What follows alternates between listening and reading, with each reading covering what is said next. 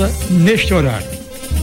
Técnica de som e computadores, Marcos Antônio. Esteve com os senhores Hugo Martins.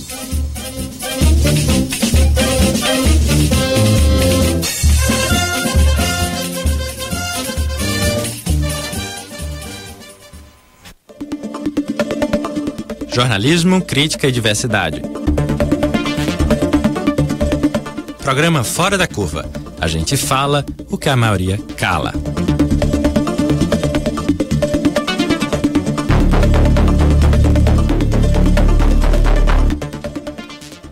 Bom dia, ouvinte da Rádio Universitária. Eu sou Maria Eduarda Rocha, jornalista e professora de Sociologia da UFPE.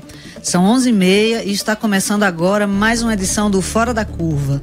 Nosso programa pode ser acompanhado ao vivo pelo Facebook nas páginas 99 Universitária, Marco Zero Conteúdo e, claro, na nossa página, Programa Fora da Curva. Você pode participar comentando e enviando perguntas pelas redes sociais. O tema do programa hoje é a mudança que está para ser feita na Constituição do município, a chamada Lei Orgânica. Essa lei define o funcionamento da Prefeitura e da Câmara dos Vereadores, estabelece as regras para a participação da população nas decisões urbanas e o jeito como a cidade é ocupada. Ela define como são tratadas questões como a moradia popular, o uso de áreas públicas, o salário do funcionalismo, o reajuste dos salários dos vereadores, por exemplo. Dá para perceber, portanto, a importância da lei e dessa revisão, que vai atingir toda a população do Recife. E o problema está justamente aí. A revisão está sendo feita por apenas 7 vereadores, sem debate até agora com a população. Por isso, o Fora da Curva de hoje pergunta: afinal, por que estão mudando as leis da cidade do Recife sem ninguém saber? Para conversar sobre isso com a gente, está aqui no estúdio Leonardo Cisneiros, integrante do coletivo A Cidade Somos Nós e do grupo Direitos Urbanos. Bom dia, Léo. Bom dia, Léo. Também aqui com a gente está Daniele de Melo Rocha, professora de Arquitetura e Urbanismo da UFPE, que também representa a UFPE no Conselho da Cidade do Recife. Bom dia, Daniela. Bom dia. Então, Daniele, você pode explicar melhor o que é a Lei Orgânica do município? Sim, a Lei Orgânica do município, como outras leis de outros municípios, não é apenas uma lei municipal, mas é a lei maior da cidade. É como você citou, a Constituição Municipal. Ela é promulgada pela Câmara de Vereadores e não depende de sanção por parte do Executivo. E deve atender aos princípios estabelecidos na Constituição Federal e na Estadual. Então, dentro desses princípios, os vereadores podem decidir o que quiserem. E não vai passar pela sanção do prefeito. Exato. Estou querendo dizer o seguinte: é o destino da cidade que está sendo jogado aí e ninguém está falando a respeito. Exatamente. São as regras, né, de todas as políticas públicas que está sendo definida e que as outras leis municipais, elas estão atreladas a essa lei maior. Então, com isso, ela oferece ao município esses instrumentos legais capazes de enfrentar a transformação da cidade. Então, como ela foi criada em 1990, num contexto, né, pós-constitucional, a Constituição de 88 define maior autonomia dos municípios, significando que o município passa a ter um papel maior na execução das políticas públicas e, por conta disso, teve a necessidade de se criar a Lei Orgânica, que define o papel do município na execução dessas políticas. E também define as regras de participação popular e de todas as políticas públicas que são executadas. Por exemplo, então, a lei poderia prever um plebiscito para decidir qual seria o maior salário do funcionalismo público na cidade do Recife. Exato. Então a gente começa a entender por que não tem participação popular, né? Uhum. Não é isso, Léo? Assim, eu costumo dizer que ela é as regras do jogo. É como se fosse a regra de um jogo de futebol. Então, assim, ela define como funciona a Câmara, como funciona a Prefeitura, qual a relação da Prefeitura com a Câmara e com a população escutada, certo? Então ela define como esse jogo da política na cidade é jogado, certo? Então quando você muda, você pode estar mudando as regras do jogo. Sim. Então você não sabe nem por que está mudando direito. A desculpa da mudança agora, por exemplo, é para adequar o regimento interno, que são as regras do funcionamento da Câmara de Vereadores internas, certo? Eles dizem que precisam adequar a lei orgânica, né, depois da revisão do regimento interno que foi feita. Mas assim, a revisão que está sendo feita é de toda a lei orgânica, ou seja, de todas as regras. Pode atingir a política urbana, a política de meio ambiente, várias outras coisas, inclusive como a questão do salário dos vereadores, salário do funcionalismo público. Então é muito grande o que está sendo feito agora para ser feito sem participação. Vocês podem dizer mais ou menos como é que isso repercute concretamente na vida do cidadão? Então, assim, como regra do jogo, vamos dizer assim, ou seja, você tem eu falei da política urbana, né, a revisão das leis, o plano diretor, por exemplo, está para ser revisto, que é a lei fundamental de como a cidade cresce, sim, certo? E está para ser revisto nesse ano, pro ano que vem. E essa revisão como vai ser feita, está sendo dito pela lei orgânica. A questão da moradia, como a prefeitura usa os seus imóveis, por exemplo, se ele pode vender, certo? Ou você tem que destinar esses imóveis para moradia. Isso é fundamental, né? Quer dizer que naquele terreno da prefeitura que está no bairro do Cidadão, pode surgir um complexo de 6 torres de 40 andares, ninguém conseguir mais estacionar na rua, ou pode, ao contrário, virar um parque público que as crianças podem dispor, as pessoas podem usufruir do lazer. Vou dizer uma coisa mais grave, né? Como o Daniel falou, a primeira versão foi redigida num momento favorável, vamos dizer assim, de participação, de direitos. Então tem muita coisa interessante na lei orgânica que a gente não conhece e a gente não cobra. Por exemplo, é proibido você vender. Os terrenos públicos têm que ter destinação para moradia. Tá isso desde 1990. Para moradia popular? No entanto, a prefeitura estava vendendo um terreno de 12 mil metros quadrados na frente do Parque de Santana, numa área super valorizada, para iniciativa privada. Isso é uma coisa que está na lei orgânica, que a gente não conhece, que a gente não consegue cobrar, e a prefeitura está fazendo algo contra a lei. Porque a gente não conhece essa lei, não se apropria dela e não vê que ela estabelece direitos, como a Constituição estabelece direitos. Exatamente. E uma coisa interessante, né, nesse processo de revisão, ele aconteceu em 2007, uma primeira revisão, porque em 2001 foi estabelecida a lei federal, que é o Estatuto da Cidade. O Estatuto da Cidade traz uma série de instrumentos urbanos possíveis de ser aplicado para alcançar a justiça social, a justiça socioespacial.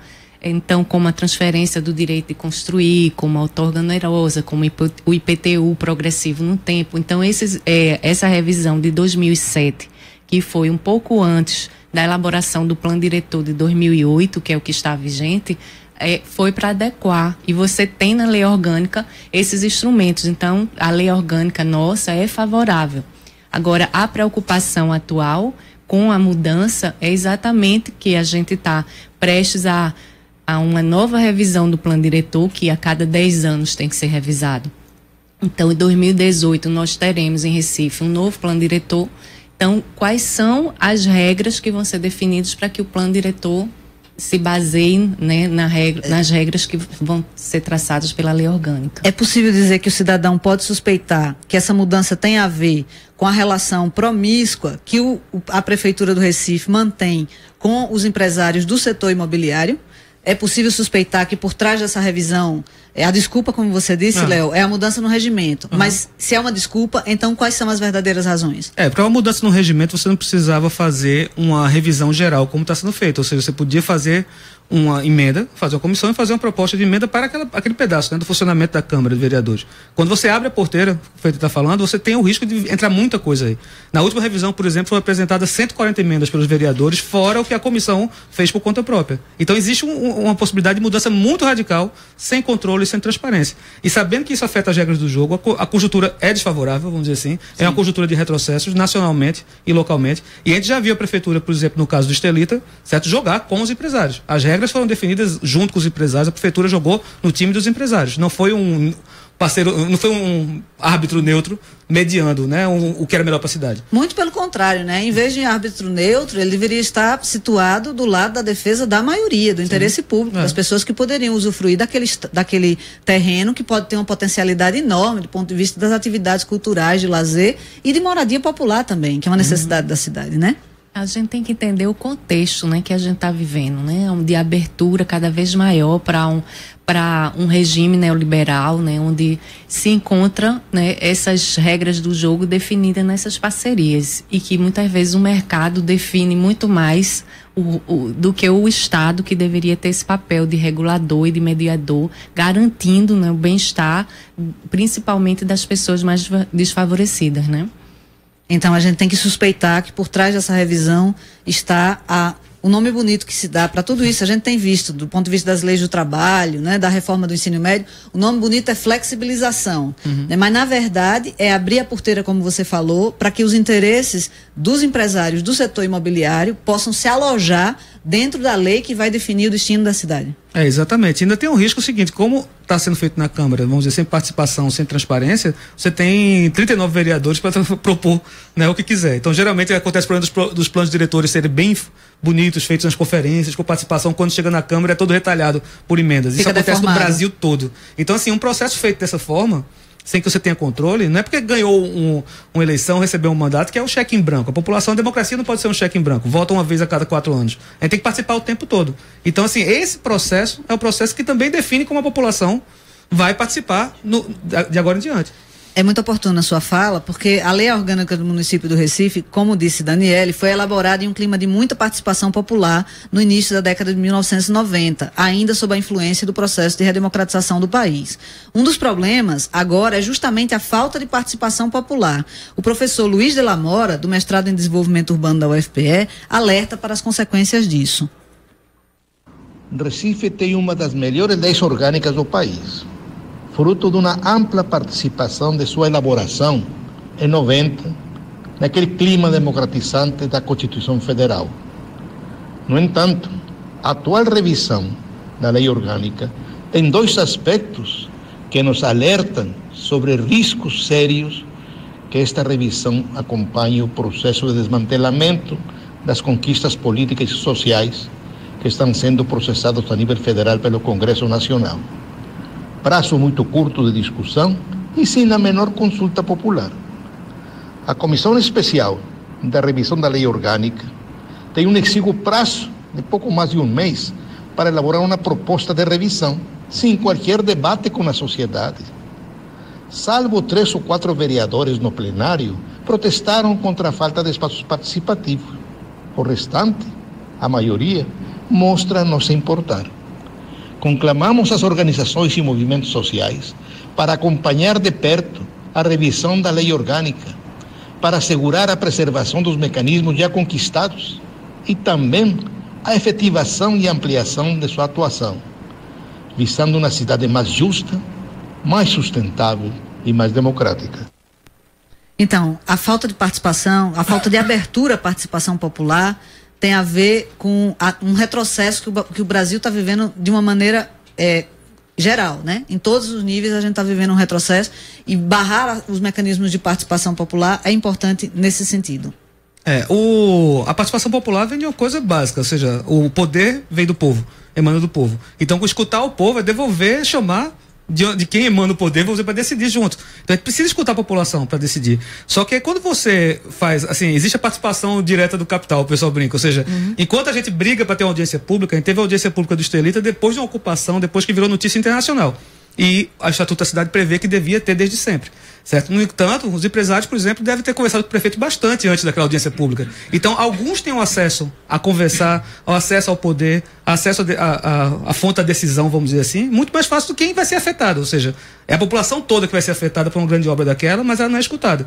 Então, assim, a própria revisão da lei orgânica está sendo feita sem participação. Acaba sendo irônico, ou seja, aquilo que deveria definir a democracia, como funciona a democracia na cidade, está sendo feito de forma antidemocrática. Então, a briga por uma participação nesse processo é o começo de uma briga da participação por todos os processos na cidade. Eu fico imaginando o que o ouvinte está pensando a respeito da capacidade do cidadão, por exemplo, de definir o salário dos vereadores, né?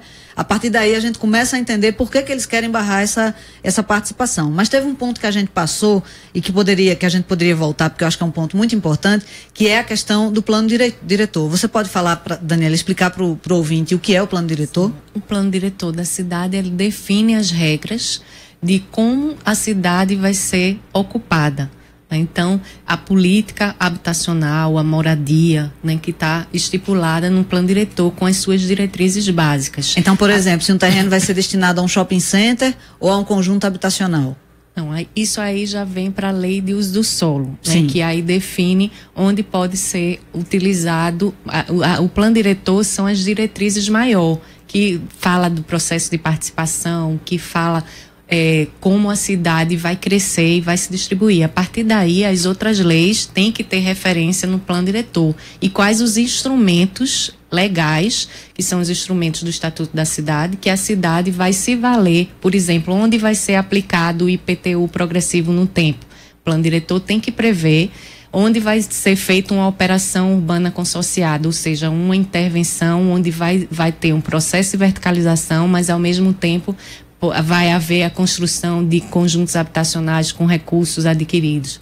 Qual vai ser o coeficiente de aproveitamento, ou seja, o nível de verticalização que a cidade vai crescer em algum ponto ou em outro ponto, o nível de adensamento. Isso é o plano diretor que define qual é a cidade que nós vamos ter. Mas eu queria chamar a atenção a questão de participação ainda, só dizendo que é uma questão de direito à cidade.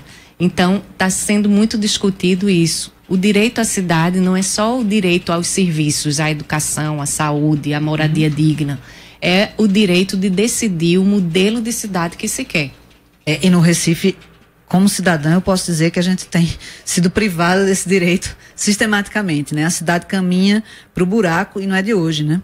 Mas é para trazer críticas como essa que nós estamos discutindo a revisão da Lei Orgânica do Recife aqui na Rádio Universitária, a nossa rádio pública.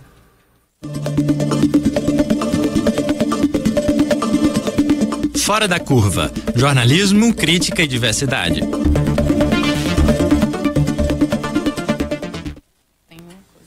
Então, Leonardo, o coletivo A Cidade Somos Nós organizou oficinas com a participação de várias entidades para analisar e comparar a lei orgânica de outras capitais com a do Recife e propor emendas. Você pode destacar quais são as principais sugestões? Então, quando a gente soube que ia ter esse processo e viu que não ia ter participação, a gente resolveu fazer um processo próprio, paralelo de participação, junto com vários coletivos, como o pessoal do Fórum das Zonas Especiais de Interesse Social, o Centro Popular de Direitos Humanos, o Meu Recife, dentre outros, certo? O MDU também, o Mestrado de Desenvolvimento Urbano da UFPE, certo? E aí a gente elaborou várias propostas e várias oficinas comparando, e deu mais de 50 propostas, eu nem contei tudo, certo? Mas o principal, a diretriz é a questão de fazer uma cidade mais participativa, mais democrática. Então, assim, ampliar a participação, certo? E também ampliar o acesso à terra, vamos dizer assim, tornar mais democrática também na urbanização. Então, a gente pensou muito em medidas para favorecer a moradia popular, dispor mais imóveis para moradia. Existe um estoque de imóveis ociosos no centro. Muito prédio abandonado, por exemplo, que poderia servir para moradia popular.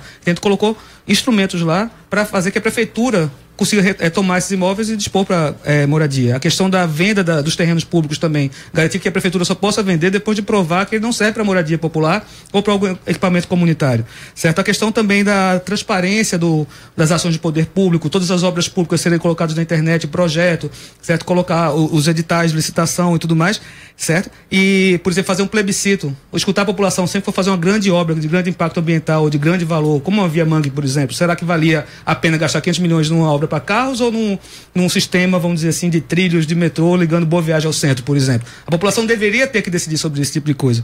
E também a gente falou da questão do aumento dos vereadores, a gente incorporou uma proposta, inclusive, que é um projeto de lei da Luiz Erundina, que é que todo aumento de vereador tem que passar por referendo da população. Isso seria ótimo, né? E a questão também do teto do funcionalismo, ou seja, na lei orgânica já existe a previsão de que deve existir uma proporção entre o maior e o menor salário do funcionalismo municipal, certo? Só que isso nunca foi regulamentado desde os anos 90. E a gente colocou que, enquanto não regulamentar, tem que congelar o teto. Porque a diferença entre o maior salário e o menor salário da prefeitura, entre o salário mínimo, por exemplo, tem gente que ganha 25 vezes o salário mínimo na prefeitura. Então, assim, essa é a discrepância. E a gente tem que reduzir esse tipo de coisa. Então, Daniele, e o que é que o urbanismo pode trazer como contribuição para a gente ter uma cidade melhor, mesmo nessas circunstâncias? Quer dizer, eu quero perguntar o seguinte: se o Recife tem tido a possibilidade dos urbanistas participarem da construção desse direito à cidade?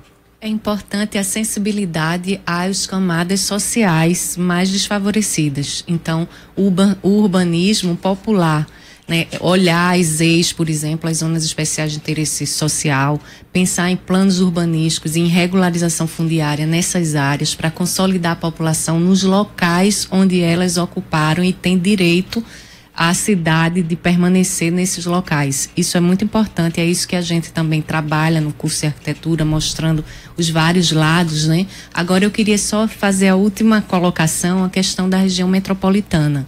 Então, o Estatuto das Metrópoles, que surgiu também depois de um longo processo de debate em 2015, tenta trazer novamente, desse momento de 90, que era um momento de autonomia municipal, maior poder para o município, muita coisa acarretou numa crise das cidades, porque as cidades, elas não são isoladas, elas funcionam como redes.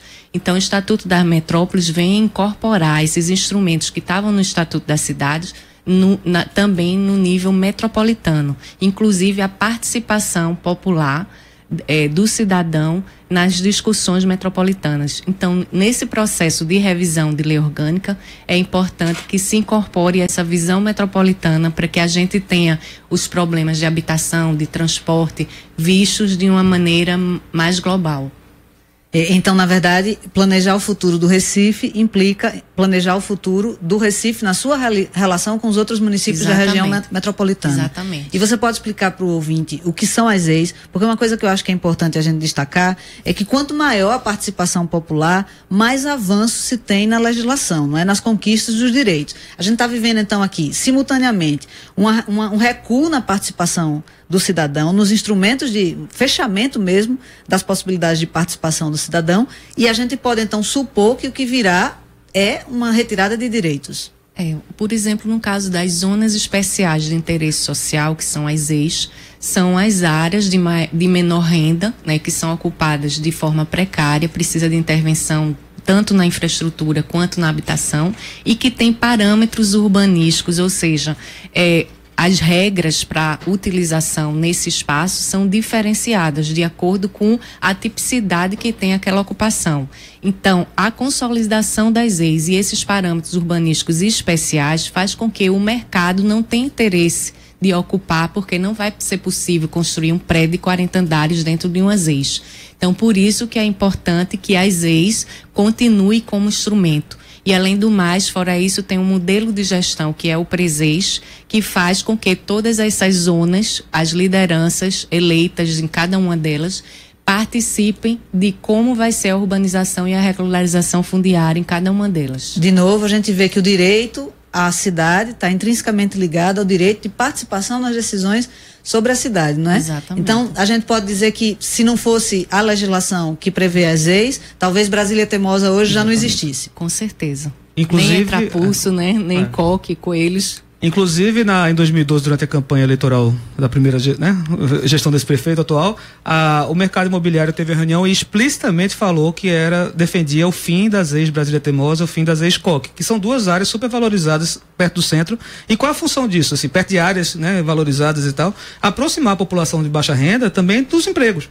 Né? Ou seja, evitar que essa população, com o aumento do custo de vida da cidade, seja expulsa para a periferia, certo? Para longe dos seus locais de trabalho. Então é uma questão de democracia no processo de participação e democracia no uso do solo urbano também. E essas misturar as pessoas na cidade. Exatamente. E aí a gente se pergunta, bom, se é um processo que está sendo feito sem nenhuma transparência, mas já é possível prever, ou supor, ou saber em que direção vai essa reformulação da lei orgânica? Bem, não sei, ou seja, realmente tu tem noção exatamente do que está por trás. Vai ter que esperar. O prazo para o protocolo das emendas, vamos dizer assim, é dia 31 agora, de março, final da próxima semana, certo? Então, assim, a gente vai começar a saber, algumas cartas vão estar na mesa já. Embora a comissão possa propor emendas, você tem que protocolar no sistema da Câmara. Então, mas grande parte, pelo menos, das propostas vão estar públicas no site da Câmara de Vereadores. A gente já vai ter uma ideia do que vai vir por aí. Mas então tem como saber justamente por causa disso. Ou seja, como abre tudo, certo? Então qualquer coisa pode ser mexida e existem vários interesses. Ou seja, o que está em questão aqui é quem de fato governa a cidade. Ou seja, a cidade é governada por quem? A gente vota de 4 anos, mas a gente realmente apita em alguma coisa, certo? Ou é, por exemplo, empreiteira que sempre bancou campanha eleitoral e vai mandando várias gestões seguidas. É isso que está em jogo aqui. Então sabe o que está por trás ainda. É o desafio da gente fazer um debate sobre temas que estão na ordem do dia, como a gente fez no início do mês um debate sobre a terceirização, que acabou de ser aprovada, né? Ontem à noite foi aprovada a lei da terceirização. Quer dizer, essas coisas estão sendo feitas de uma maneira completamente atropelada, assodada, e isso não é casual. Deixa eu só colocar uma observação sobre a aprovação de ontem. É interessante entender como regras do jogo permitem aquilo acontecer. Foi retirado um projeto de lei da gaveta, um projeto de Fernando Henrique Cardoso, de 98, um projeto de quase 20 anos atrás, por causa das regras do jogo da Câmara Federal, puderam votar isso de uma hora para outra. Então, brigar pelas regras do jogo é muito importante para evitar esse tipo de surpresa. Sem dúvida. Pode definir quem é que vai levar o campeonato, né? E uma outra coisa que você está colocando, né? Uma votação assim que surpreendeu da forma rápida como trouxe isso. Uma outra briga agora é a medida provisória 759 da regularização fundiária. Isso pode representar realmente um retrocesso da conquista da regularização fundiária, do direito de permanecer das populações onde elas ocuparam. Esse é exatamente o tema da nossa próxima quinta-feira. Quinta-feira a gente vai estar discutindo essa medida provisória que vai, de novo, redefinir as regras do jogo num contexto de pouca participação popular. Em que é como se, de fato, a gente estivesse lidando com um poder que é uma verdadeira caixa preta e de onde só saem projetos que são recuos na questão dos direitos, né?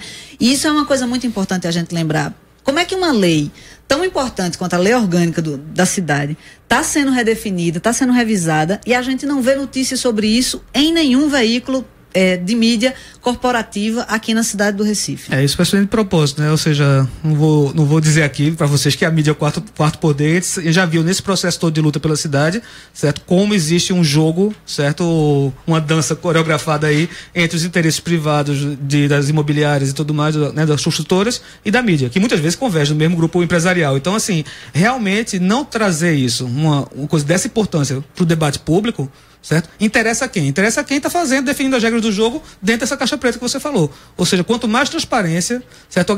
Tem uma frase de não me lembro quem agora, que diz: a luz do sol é o melhor do desinfetante, né? Ou seja, transparência, abertura, certo? Clareza, vamos dizer assim, dos processos é a melhor prevenção que você tem contra a corrupção, contra vários desmandos na cidade. E é isso que ele está brigando, né? Por isso que ele está brigando.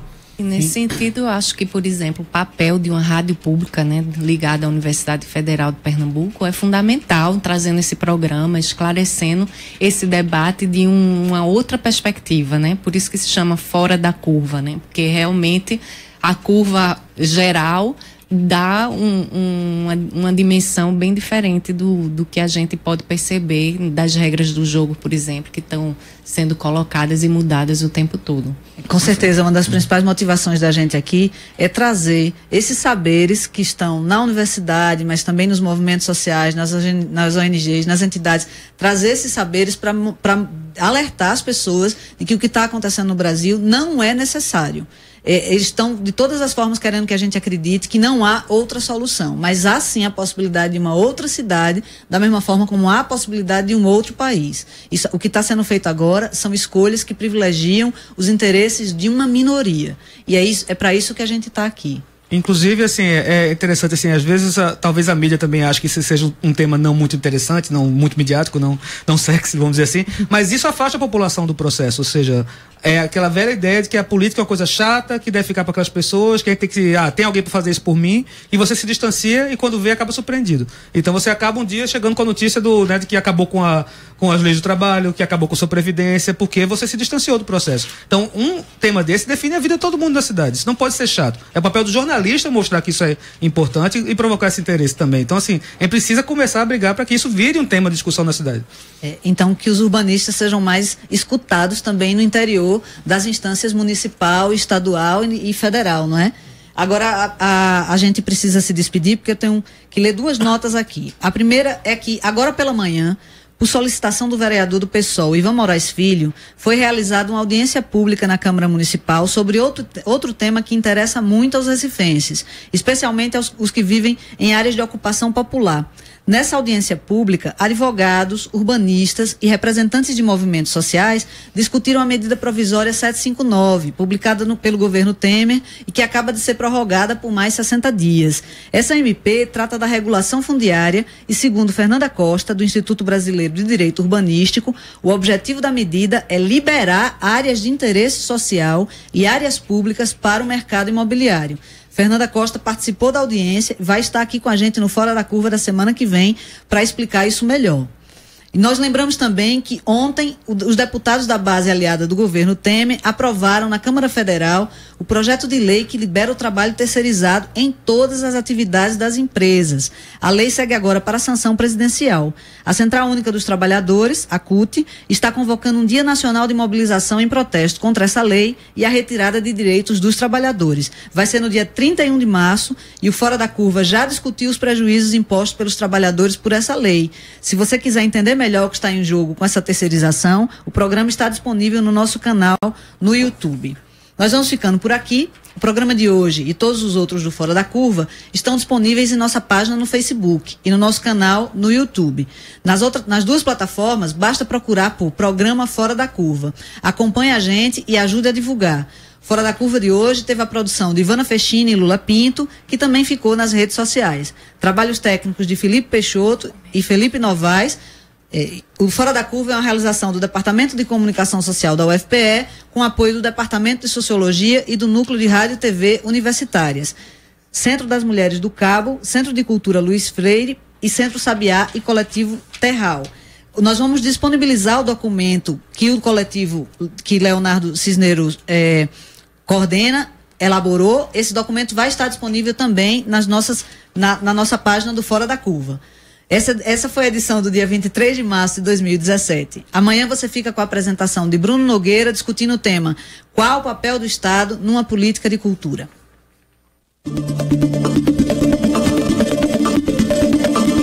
Fora da Curva. A gente fala o que a maioria cala. 12h. Universitária. Feito de sua